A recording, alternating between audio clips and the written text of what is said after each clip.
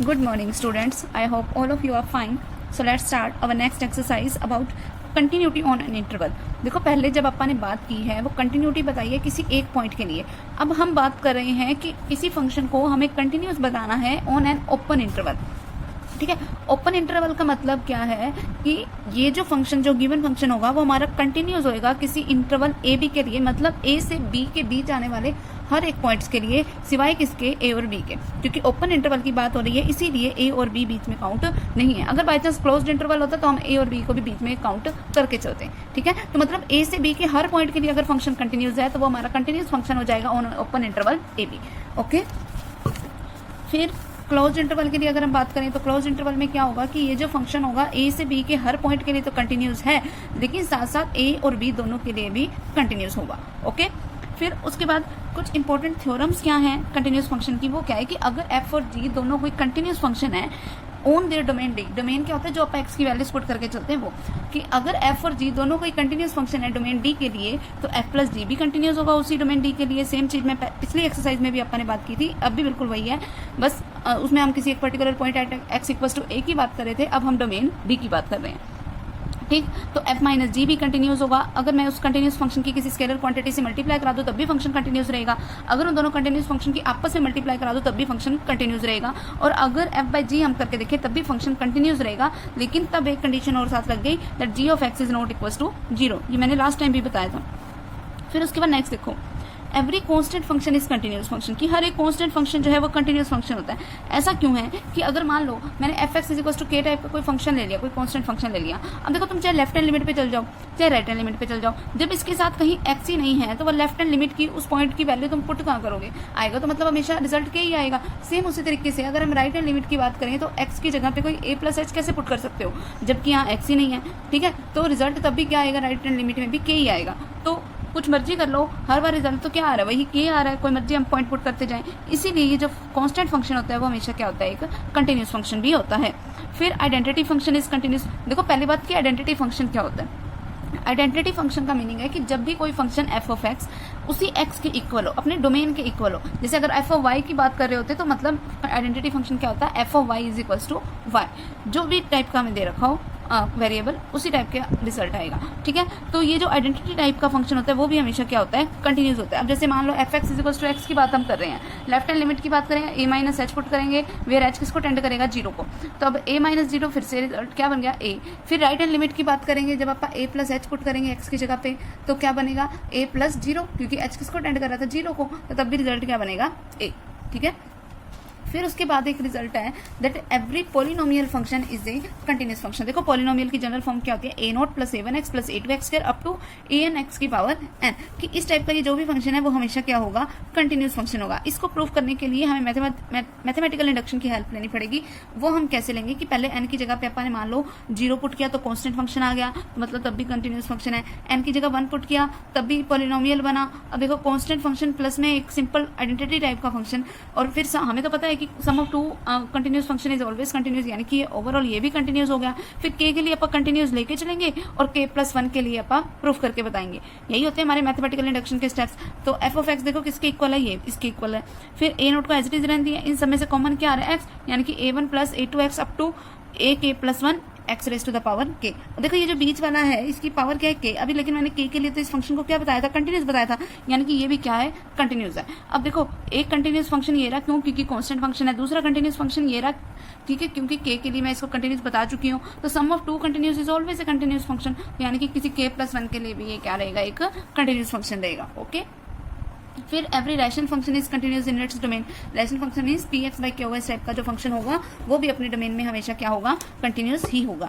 फिर उसके बाद the cosine function is continuous, की जो कोसाइन वाला फंक्शन है वो भी कंटिन्यूस। वैसे सीधी सी बात है कि हर एक ट्रिग्नोमेट्रिक फंक्शन जो होता है ना वो हमेशा कंटिन्यूस फंक्शन ही होता है। ये तो हम सिर्फ कोसाइन की बात कर रहे हैं, तो बाकियों की भी हम बात कर लेंगे, बाकियों के लिए भी वही सेम हो जाएगा साइन एक्स और टेंजेंट एक्स के लिए। ठीक है, तो पहले देखो कोसाइन के लिए आप कैसे बताएंगे।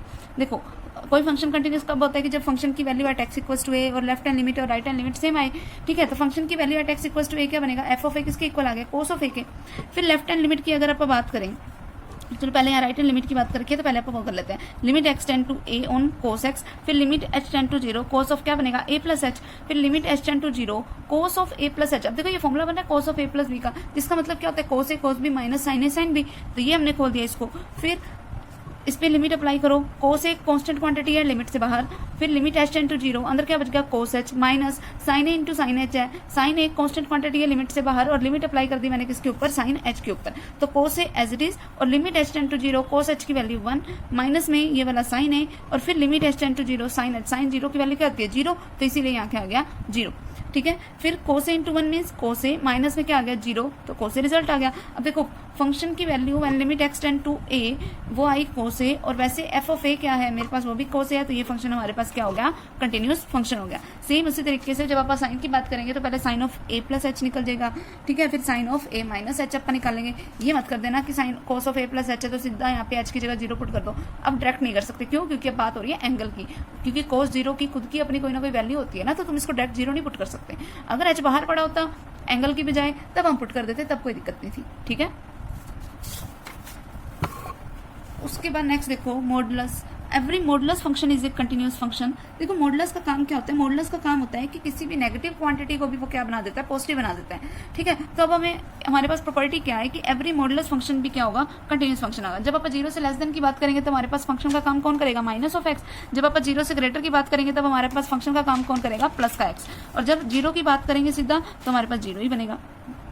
ठीक है, अब हर बार क्योंकि रिजल्ट क्या आएगा सेम आएगा, तो इसीलिए जो फंक्शन होगा वो हमारे पास क्या होगा एक मॉडुलस फंक्शन। फिर एक्सपोनेंशियल फंक्शन भी क्या होता है एक कंटिन्यूअस फंक्शन होता है। क्यों, क्योंकि अगर मैं एक्सपोनेंशियल फंक्शन की बात करूँ तो limit x tend to a on e raise to the power x, तो limit h tend to 0 e raise to the power x की जगह पे क्या पुट कर दिया मैंने a प्लस h पुट किया। अब h की जगह अब देखो बेस सेम होता है तभी पावर ऐड होती है, तो इसको मैं लिख सकती हूँ e power a into e power h। फिर लिमिट h टेंड टू 0, अब देखो e पावर a तो कांस्टेंट क्वांटिटी है लिमिट से ले ली बाहर, फिर limit h tend to 0 on e power h। अब h की जगह पे 0 पुट करोगे तो क्या बनेगा e raise to the power 0। अब किसी भी टर्म की पावर 0 हो तो वैल्यू क्या होती है 1, तो e पावर a की जब 1 से मल्टीप्लाई कराओगे तो क्या आ गया e raise to the power a। ठीक है, और फंक्शन की value at x equal to है वैसे ही e raise to the power a के इक्वल है, तो ये फंक्शन हो गया हमारे पास कंटिन्यूअस फंक्शन। ठीक है, फिर उसके बाद composition of two continuous function is always a continuous function, कि जब भी हमारे पास कंपोजिशन आ जाए कोई भी दो फंक्शंस का तो वो भी हमेशा क्या होगा एक कंटिन्यूअस फंक्शन होगा।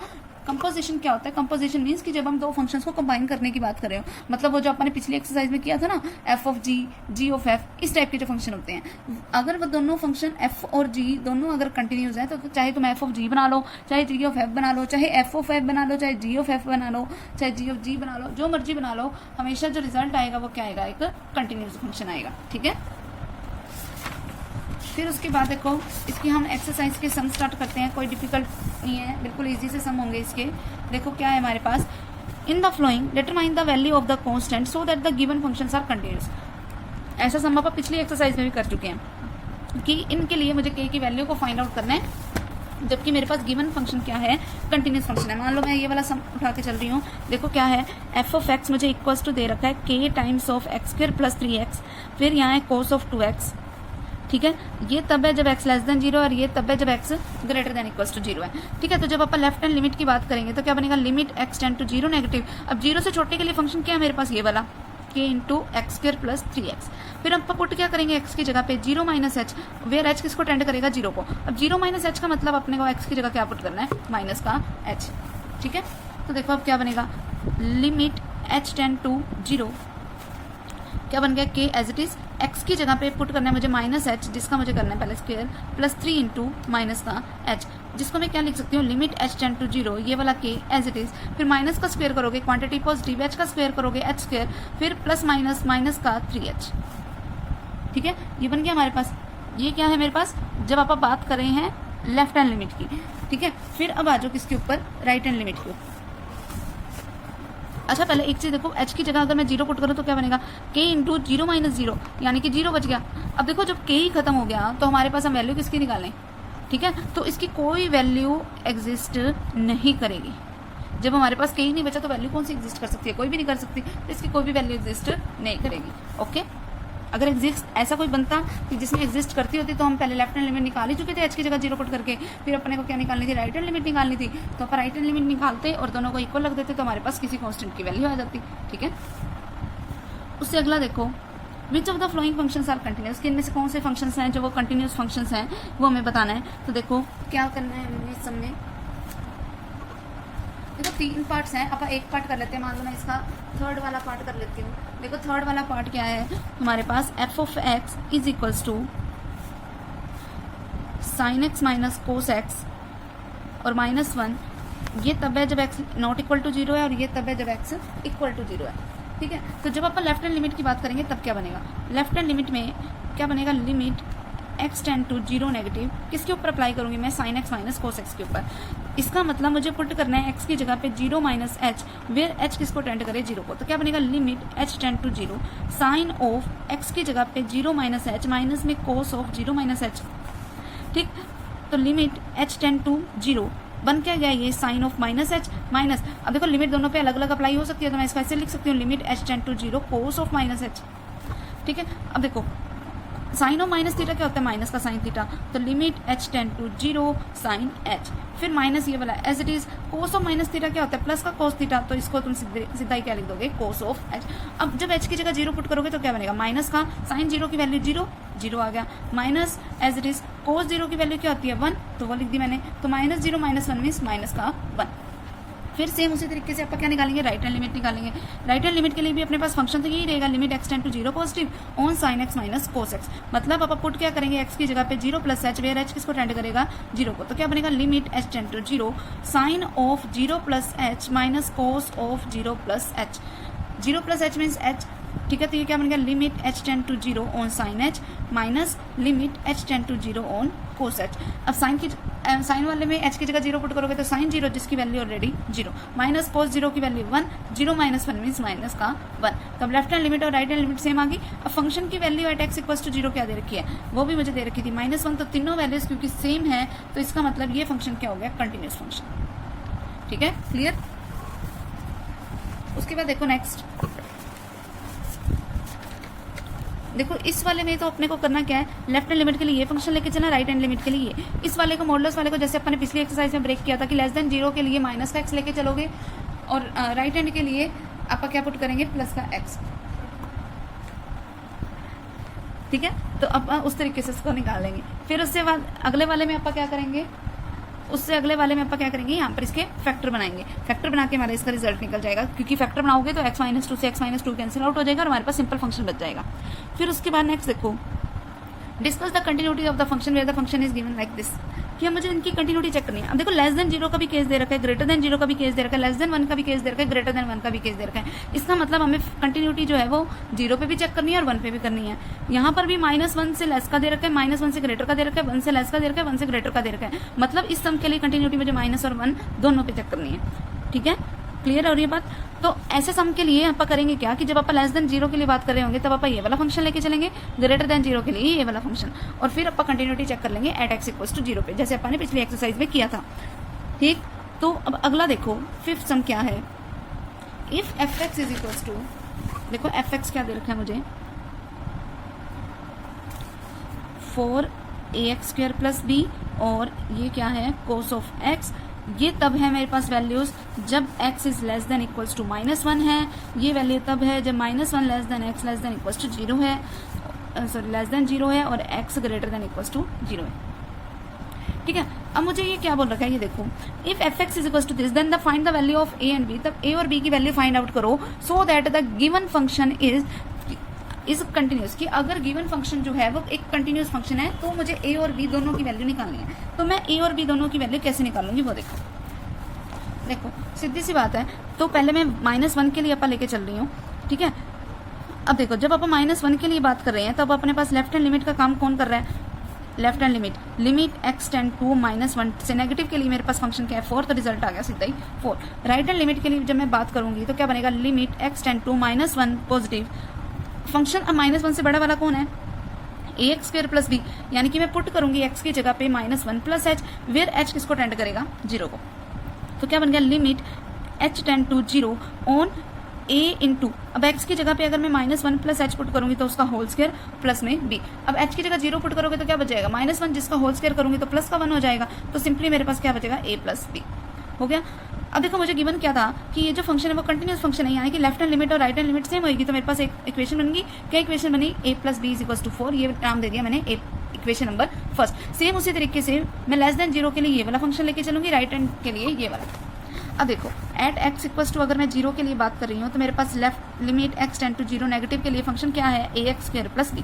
ठीक है, मतलब मुझे पुट करना है x की जगह पे 0 - h, वेयर h किसको टेंड कर रहा है? 0 को। तो क्या बन गया? Limit h tend to 0 a × 0 - h का होल स्क्वायर प्लस b। अब 0 - h क्या होता है? -h, जिसका मैं स्क्वायर करूंगी तो माइनस का स्क्वायर पॉजिटिव हो जाएगा और h का स्क्वायर h²। ठीक है, लेकिन अब मुझे h की जगह भी तो 0 पुट करना है, तो h की जगह पे 0 पुट करूंगी तो ये a × 0 0 ही बचेगा, तो 0 प्लस में क्या बन गया? b, मीन्स b आ गया। फिर अगर मैं राइट हैंड लिमिट की बात करूंगी तो क्या बनेगा? Limit x tend to 0 positive, function क्या है हमारे पास? cos of x। तो पुट करेंगे अपन x की जगह पे 0 + h, वेयर h किसको टेंड करेगा? 0 को। अब limit h tend to 0 cos of 0 + h, यानी कि cos ऑफ h बन गया, और इस पे लिमिट अप्लाई हो रही है h टेंड टू 0। अब h की जगह 0 पुट करोगे तो cos 0 बन गया। cos 0 की वैल्यू क्या होती है? 1। अब गिवन क्या था कि ये फंक्शन कंटिन्यूस है, इट मीन्स कि b की वैल्यू क्या आ गई? 1। अब मुझे एक और चीज गिवन थी कि a + b 4 के इक्वल है, तो b की वैल्यू को यहाँ पे पुट कर दो, तो a + 1 किसके इक्वल आ गया? 4 के, यानी कि a की वैल्यू क्या आ गई? 3। तो ये इसके रिजल्ट हो गए। ठीक है, सेम उसी तरीके से अपन 6 सम करेंगे। ठीक है, लेस देन 2 के लिए ये वाला फंक्शन, ग्रेटर देन 2 के लिए ये वाला फंक्शन, तो a और b में एक इक्वेशन आ जाएगी। फिर लेस देन 5 के लिए ये वाला फंक्शन और ग्रेटर देन 5 के लिए ये वाला फंक्शन, तो a और b में एक अनदर इक्वेशन आ जाएगी। दोनों पे एलिमिनेशन मेथड लगा के सोल्व कर देना और हमारा रिजल्ट बन जाएगा। ठीक है, सेम इससे 6 का ये वाला पार्ट भी सेम ऐसे ही होगा।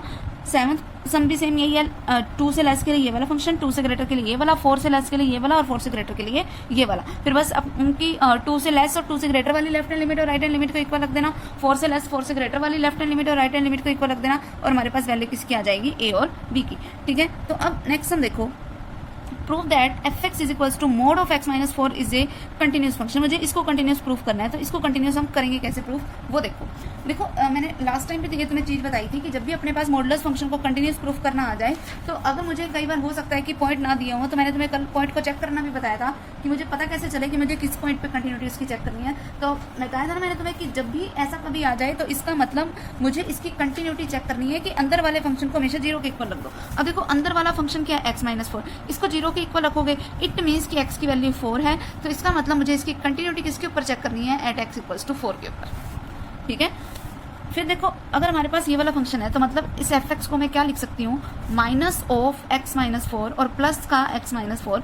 ये तब है जब x लेस देन 4 है, और ये तब है जब x greater than equals to 4 है। बताया था मैंने कि इक्वल का साइन इसके साथ ही क्यों लेना है? क्यों? क्योंकि यहाँ पर जब आप इक्वल टू 4 रखेंगे तो 4 - 4 0 बनेगा। 0 अपने आप में क्या है? एक पॉजिटिव वैल्यू है। तो बस अब सिर्फ इसको मुझे सोल्व करना है। इसी चीज को देखो मैं ऐसे भी लिख सकती हूँ 4 - x, अगर मैं माइनस के अंदर मल्टीप्लाई करा दूं, और ये x - 4 एज इट इज। ठीक है, x और ग्रेटर देन 4 के लिए मेरे पास फंक्शन होगा x - 4। ठीक है, तो बस अब मुझे सिर्फ लेफ्ट हैंड लिमिट और राइट हैंड लिमिट लगानी है और कुछ भी नहीं करना। ठीक, अगला वाला देखो, show that the given function given by fx = mod of x plus mod of x - 1। इसका मतलब मुझे इसकी कंटिन्यूटी किसके ऊपर चेक करनी है? एक तो x = 0 के ऊपर, और एक x - 1 = 0 मीन्स x = 1 के ऊपर। तो मतलब मुझे इसकी कंटिन्यूटी 2 पॉइंट्स पे चेक करनी है, तो ये 2 ही मेरे ब्रेकेज पॉइंट बनेंगे। तो मेरे पास देखो fx क्या बनेगा? पहला बनेगा -x, माइनस में x - 1। कब बनेगा? जब ये x लेस देन 0 हो।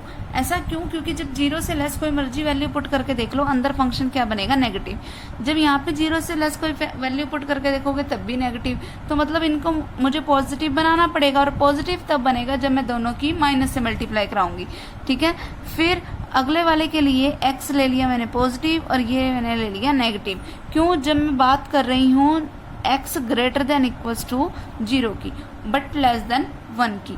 फिर क्योंकि 0 से 1 के बीच की कोई मर्जी वैल्यू पुट कर लो, ये वाला फंक्शन तो पॉजिटिव बन रहा होगा और ये वाला तब भी नेगेटिव। तो इसको तो मैंने माइनस से मल्टीप्लाई करवा दी, इसको माइनस से मल्टीप्लाई करवाने की जरूरत ही नहीं है। फिर अगले वाले में दोनों को ही पॉजिटिव ले लो, तो क्या बनेगा? For x greater than equals to 1 के लिए। इन्हीं को अगर मैं सोल्व कर लूँ साइड पे ही, देखो क्या बनेगा? -x मतलब माइनस का 2x, फिर माइनस माइनस प्लस का 1, फिर यहाँ पर क्या है? x - x, तो x से x cancel, minus minus plus का 1, फिर x + x 2x, माइनस में क्या है? 1 है। ठीक है, तो अब इसका मतलब x लेस देन 0 के लिए मुझे ये फंक्शन लेना है, ग्रेटर देन 0 के लिए ये वाला लेना है, ठीक है। फिर x लेस देन 1 के लिए फिर से ये वाला फंक्शन और ग्रेटर देन 1 के लिए ये वाला फंक्शन, और मुझे इसकी कंटिन्यूटी चेक करनी है। जैसे अब मैं करके ही बता देती हूँ। अगर मैं एट x इक्वल्स टू 0 की बात कर रही हूँ तो अपने पास देखो लेफ्ट हैंड लिमिट क्या बनेगी, limit x tend to 0 negative. 0 negative के लिए मेरे पास फंक्शन क्या है, माइनस का 2x प्लस 1। अब पुट कर दो x की जगह पे 0 माइनस h, वेयर h किसको टेंड करेगा, 0 को। 0 माइनस h का मतलब माइनस h पुट करना है, तो क्या बनेगा, limit h tend to 0, minus का 2 इंटू में क्या आ गया, माइनस h प्लस 1, तो माइनस माइनस क्या आ गया, प्लस, ठीक है। फिर 2 इंटू 0 मीन्स 0 प्लस 1, जिसका मतलब रिजल्ट क्या हुआ, 1। फिर राइट हैंड लिमिट की बात करेंगे तो राइट हैंड लिमिट ऑलरेडी मेरे पास फंक्शन क्या है, 1। इस पर कुछ मर्जी वैल्यू अप्लाई करते जाओ तो रिजल्ट तो हमेशा 1 ही आएगा, तो ये कंटिन्यूस हो गया इसके लिए, ठीक है। फिर सेम उसी तरीके से आप 1 से लेस के लिए ये वाले फंक्शन पे और 1 से ग्रेटर के लिए ये वाले फंक्शन पे कंटिन्यूटी अलग से चेक कर लेंगे, ठीक है। उसके बाद नेक्स्ट देखो, prove that the function sine x is continuous. Sine x को मुझे कंटिन्यूस बताना है, तो कैसे बताएंगे वो देखो, फंक्शन एफ एक्स क्या है मेरे पास, साइन एक्स। जब अपन लेफ्ट हैंड लिमिट की बात करेंगे तो अब क्या बनेगा, लिमिट एक्स टेंड टू, मान लो इसको कंटिन्यूस बताना है मुझे किसी eight x equals to a के लिए, तो मैं ए माइनस के लिए फंक्शन तो मेरा यही रहेगा, मतलब मैं पुट करूंगी एक्स की जगह पे a minus h, where h किसको टेंड करे, 0 को। तो क्या बन गया, limit h tend to 0 sine of a minus h. तो क्या बन गया ये, limit h tend to 0 sine of a minus b का फॉर्मूला क्या होता है, sine a cos b minus cos a sine b, हो गया। जब इन पे अलग अलग से लिमिट अप्लाई होएगी तो साइन ए कांस्टेंट क्वांटिटी है, लिमिट से बाहर, लिमिट अप्लाई कर दो, limit h tend to 0 on cos h minus cos a बाहर, फिर लिमिट अप्लाई करेंगे अपा h tend to 0 on sine of h पे, फिर sine a as it is, ठीक है। कोस 0 की वैल्यू क्या होती है, 1, तो ये आ गया 1, माइनस में कोस ए इंटू में साइन 0 की वैल्यू क्या होती है, 0, तो यहाँ लगा दिया 0, तो क्या बन गया ये देखो, sign A into 1 means sine a, cos A into 0 means 0, तो साइन ए माइनस 0 मीन्स साइन ए बच गया, ठीक है। सेम उसी तरीके से आप राइट हैंड लिमिट लगाएंगे, क्या बनेगा, limit x tend to a positive on sine of x, मतलब आप पुट करेंगे x की जगह पे a plus h, where h किसको टेंड करेगा, 0 को। तो मतलब ये क्या बन गया, limit h tend to 0 sine of a plus h. Formula खोल दो इसको, लिमिट h टेंड टू 0, क्या फॉर्मूला खुलेगा, sign a cos b plus cos a sign b। फिर h की जगह पे 0 पुट करोगे तो क्या बनेगा, साइन ए इंटू 1 साइन ए, क्योंकि कोस 0 की वैल्यू क्या होती है, 1। फिर साइन 0 0, तो 0 इंटू समथिंग 0, तो sine a plus 0 means sine a, ठीक है। तो लेफ्ट हैंड लिमिट और राइट हैंड लिमिट तो सेम है। अब फंक्शन की value at x equals to a भी निकाल लेती है, वो भी क्या आएगा, साइन है। तो तीनों वैल्यू सेम आ गई, इसका मतलब फंक्शन क्या हो गया, कंटिन्यूस फंक्शन हो गया, क्लियर, ठीक है। अब इसके ये जो 2 सम रह गए ये अपन नेक्स्ट टाइम करेंगे,